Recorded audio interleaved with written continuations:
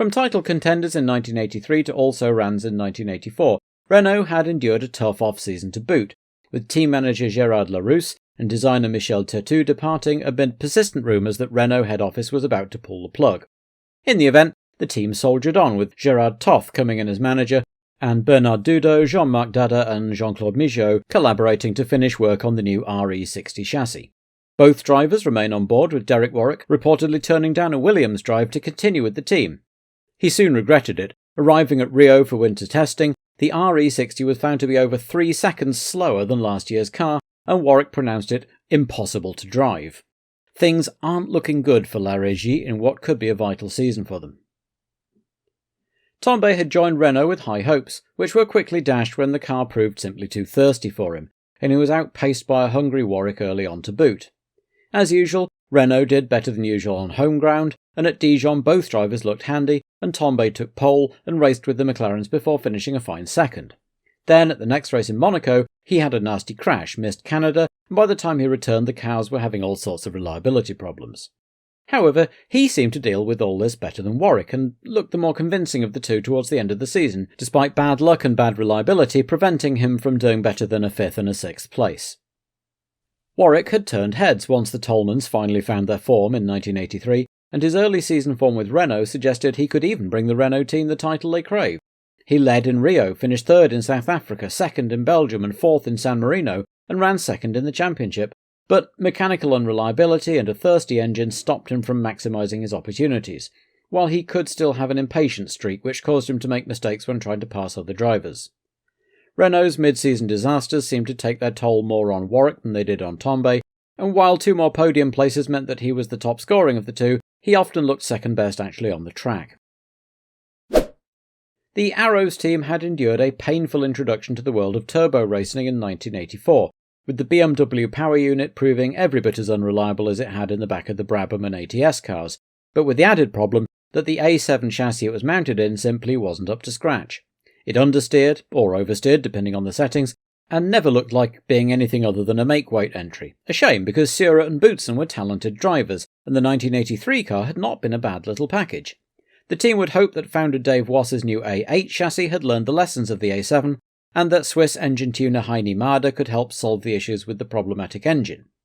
Thierry Boutsen continues in the driving seat, and is joined by Gerhard Berger, the young Austrian who'd come into the ATS madhouse and managed to end up looking halfway decent even then. It's difficult to judge Gerhard Berger on his 1984 season, because he only drove a few races for a team in the process of imploding spectacularly, but on the whole he made a good impression.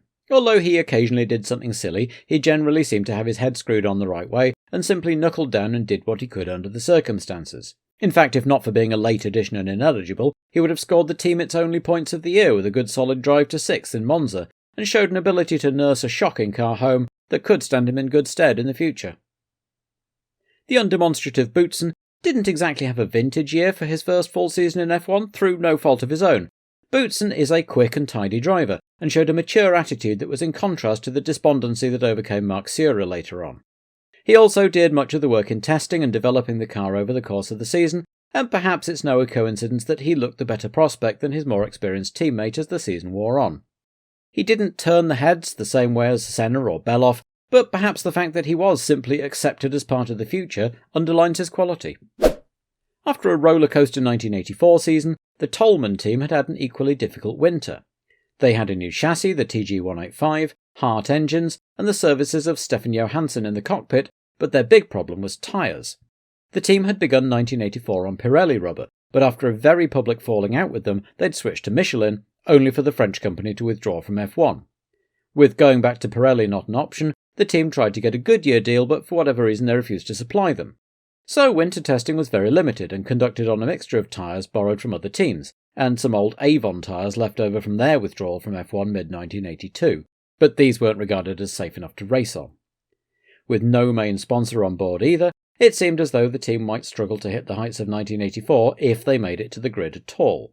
If they did, there was a comeback on the cards for veteran John Watson, without a driver for 84, but who'd been doing winter testing for the team and was confirmed as their second driver.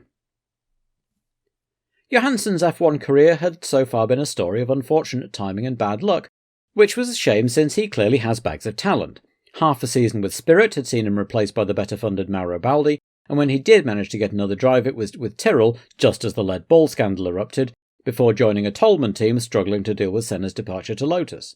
But he had nonetheless been a sought-after driver after looking good in the last few races for his new team, and was pleased to sign up with them as team leader for 1985.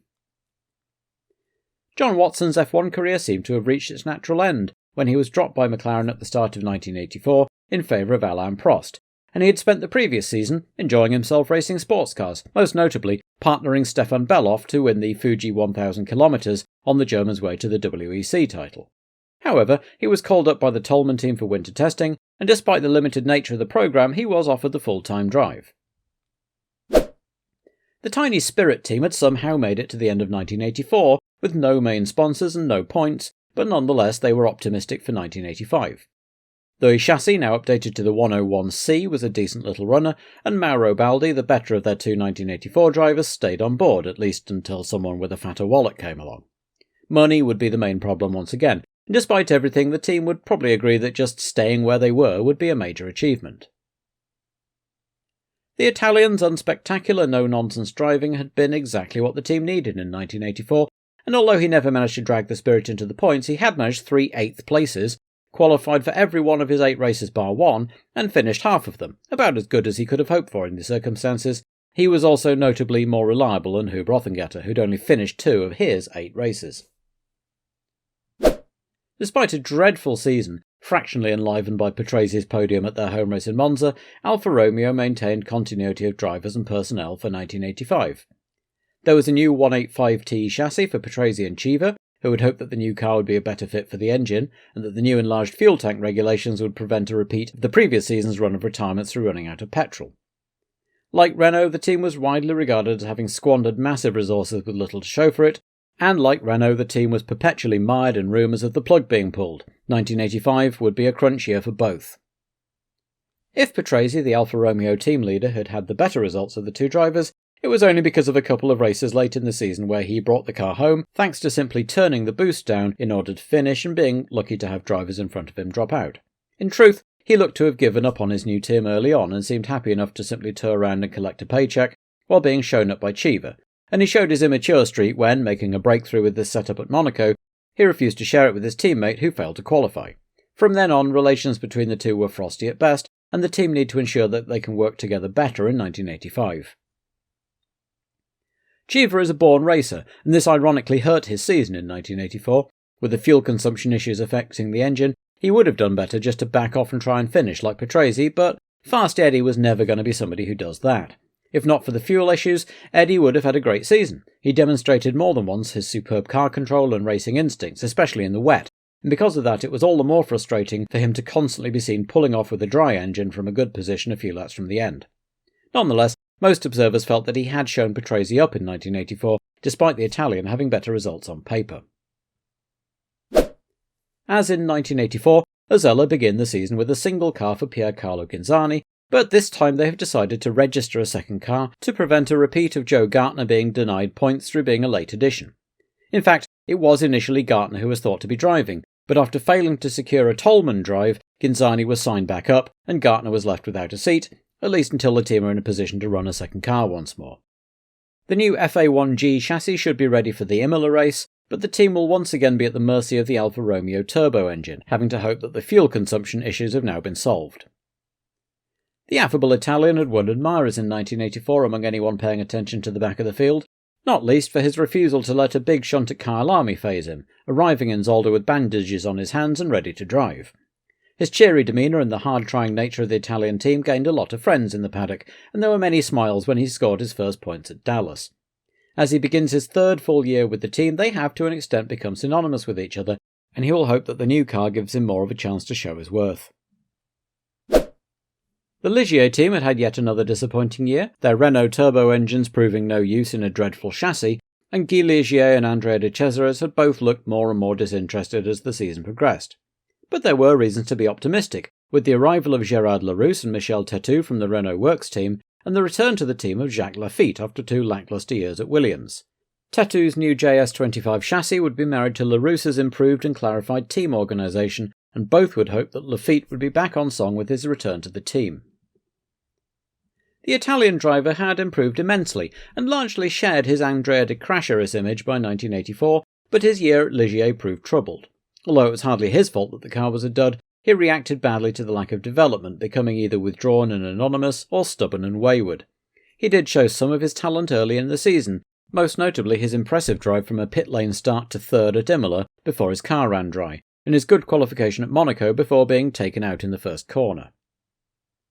There's little doubt about Laffite's speed, even at the age of 41, but he had the misfortune to join Williams just as the team were going through a period of transition and struggling with their Honda engines and recalcitrant FW09 chassis.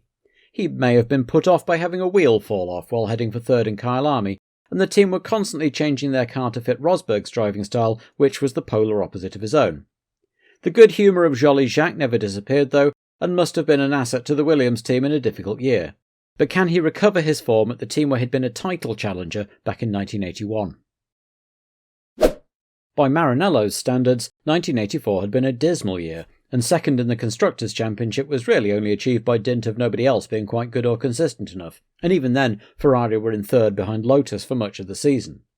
One bright spot was that Michele Alboreto rose to the challenge of being an Italian driver in a Ferrari with aplomb, and his dominance of the Belgian Grand Prix was the highlight of Ferrari's year. For 1985, the team's designers had designed an entirely new chassis, the 156-85, finally abandoning the 126, which had been in use in various forms since 1981. Mauro Foggieri had begun the design before his departure, with Harvey Postlethwaite now joined by Jean-Claude Migeot from Renault. With Alboreto and Arnoux continuing on driving duties, the team hoped to be back at the front in 1985. Despite the challenges of 1984, Michele Alboreto had a good year.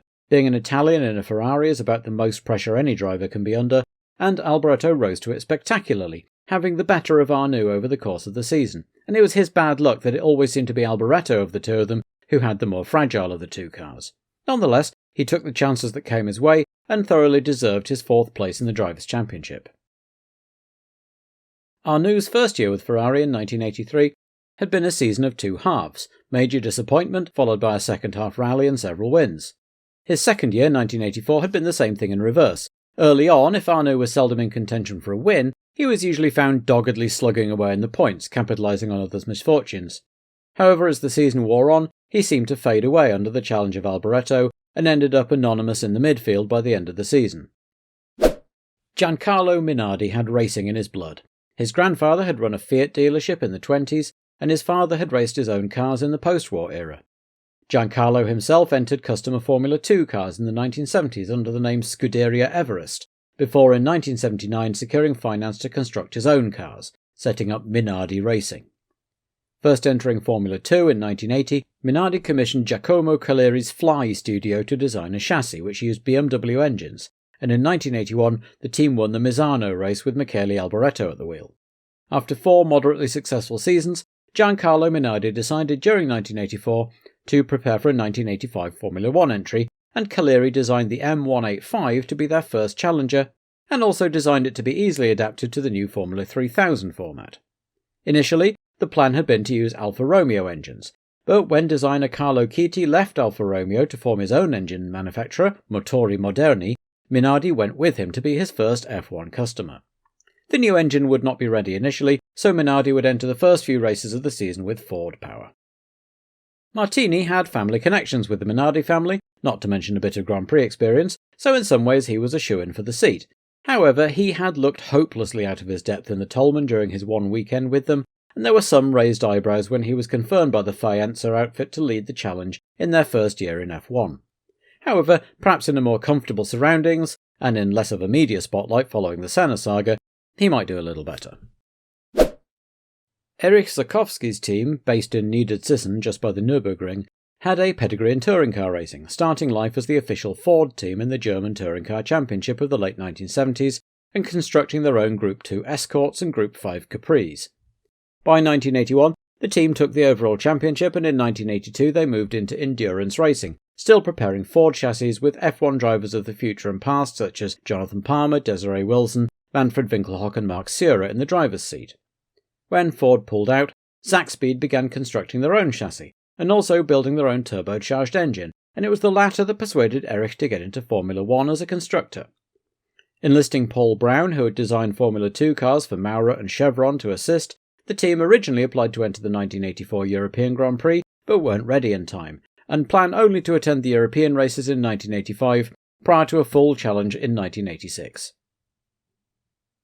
After winning the F2 title, testing extensively and putting in a decent race performance for Williams at the end of 1983, there was a certain amount of hype around Jonathan Palmer, but really nobody could live up to anything in the dreadful Ram car.